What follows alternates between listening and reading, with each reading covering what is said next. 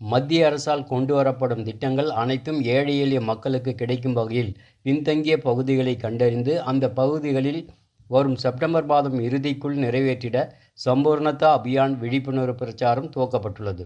வேலூர் மாவட்டம் கேவிக்குப்பம் வட்டத்தில் சம்பூர்ணதா அபியான் விழிப்புணர்வு பிரச்சாரம் துவக்கப்பட்டு தற்பொழுது பல்வேறு துறைகளின் சார்பில் மக்களுக்கு தேவையான நலத்திட்ட உதவிகள் வழங்கப்பட்டு வருகிறது. அதன் அடிப்படையில் கேவிக்குப்பம் வட்டத்தில் 39 கிராம பஞ்சாயத்துகளில் 1553 மகளிர் குழுக்கள் செயல்பட்டு வருகின்றன. இவர்களுக்கு வங்கி இணைப்பு பெற்று தருதல், புதிய மகளிர் சுய உதவி குழுக்களை உருவாக்குதல் மற்றும் சுழல்நிதி பெற்றுத்தருதல், தொழில் துவங்க பயிற்சி அளித்தல், உற்பத்தி செய்த பொருட்களை சந்தைப்படுத்துதல் உள்ளிட்ட பல்வேறு வாழ்வாதார பணிகள் துவக்கப்பட்டு நடைபெற்று வருகின்றன. செப்டம்பர் மாதம் இறுதிக்குள் 100% பணிகள் நிறைவேற்றிட நடவடிக்கை எடுக்கப்பட்டுள்ளதாக ஊரக வாழ்வாதார இயக்கத்தின் திட்ட இயக்குனர் திரு நாகராஜன் தெரிவித்தார். இந்த திட்டத்தில் 3 இலக்குகளை நிர்ணயிக்கப்பட்டுள்ளது. ஒன்று இலக்கு மக்களை தேர்வு செய்து குழு அமைத்தல், மகளிர் குழுக்களுக்கு வங்கி இணைப்பு பெற்று தருதல், 3வது சுழநிதி வழங்குதல். இலக்கினை முடிப்பதற்கு ஒன்றிய அளவில் மற்றும் ஊராட்சி அளவிலான பயிற்சிகள் வழங்கப்பட்டு சுழநிதி பெறுவதற்கு திட்டம் தயாரித்தல் மற்றும் தர மதிப்பீடு செய்தல், குழுவில் இல்லாதவர்களை குழுவில் இணைத்தல் போன்ற பணிகள் மேற்கொள்ளப்படுகிறது. அதன் தொடர்ச்சியாக சம்பூர்ணதா அபியான் 1/7/2003 39/2003 மகளிர் திட்டத்திற்கு கொடுக்கப்பட்டு இலக்கு நிர்ணயித்து அனைத்து குழுக்களுக்கும் சுழநிதி பெற்று தருதல், அதனை 3 மாதத்திற்குள் எடுக்கப்பட்ட இலக்கினை முடித்து தருவோம். சுழல் நிதி பெற்று சிறுதொழில் செய்து வரும் மகளிர் குழுவினர் கூறும் பொழுது, பேர் தங்கம், சேத்தொண்ட பஞ்சாயத்திலிருந்து பேசுகிறேன். தமிழ்நாடு ஊரக வாழ்வாதார இயக்கம் மூலயமா எங்களுடைய குழுக்களுக்கு சுழல் நிதி கிடைச்சிருக்கு, சமுதாய முதலீட்டு நிதியும் கிடைச்சிருக்கு. சமுதாய முதலீட்டு நிதி மூலயமா டெய்லரிங் தொழில் செஞ்சிட்டு இருக்கேன்.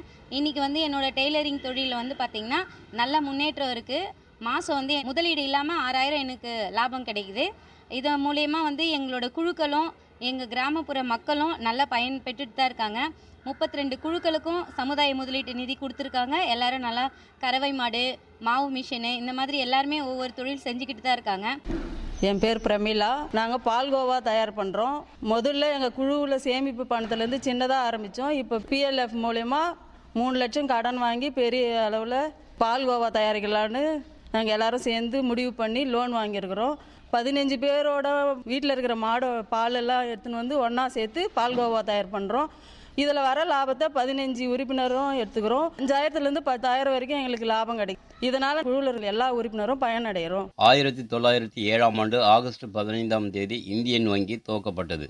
வங்கி துவங்கி 118 ஆண்டுகள் துவங்குவதை முன்னிட்டு இந்தியன் வங்கியில் பொதுமக்களுக்கான அனைத்து சேவைகளும் டிஜிட்டல் மயமாக்கப்பட்டதை விழிப்புணர்வு ஏற்படுத்தும் வகையிலும் வங்கிகளின் பெயரை பயன்படுத்தி இணையதள குற்றங்கள் நடப்பதை தடுக்கும் விதமாகவும் வேலூரில் விழிப்புணர்வு பேரணி நடைபெற்றது.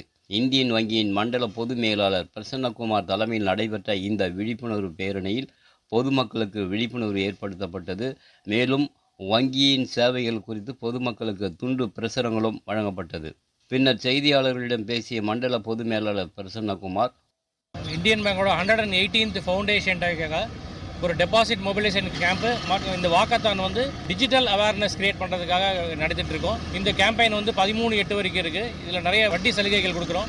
எல்லாரும் இதில் டெபாசிட் பண்ணணும். மற்றும் இந்த டிஜிட்டல் அவேர்னஸ் நிறைய சைபர் கிரைம்ஸ்லாம் நடக்குது. அது அவாய்ட் பண்ணுறதுக்கு எப்படி பண்ணணுன்றதுக்காக இந்த வாக்கத்தான், இது மூலமாக எல்லாரும் பயனடையணும் கேட்டுக்கொள்கிறோம்.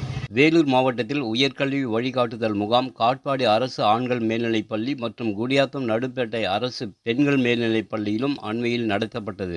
இம்முகாமில் மேல்நிலைப்பள்ளி 2ஆம் ஆண்டு மற்றும் இடைநிலை துணைத் தேர்வில் தேர்ச்சி பெற்ற மற்றும் தேர்ச்சி பெறாத மாணவர்களுக்கு உயர்கல்வியில் சேர வழிகாட்டுதல் மற்றும் ஆலோசனைகள் வழங்கப்பட்டது. இம்முகாமில் உயர்நிலை மற்றும் மேல்நிலை பள்ளிகளிலிருந்து 265 மாணவ மாணவிகள் பங்கு பெற்றனர். அதற்கான சேர்க்கை நடைபெற்றது.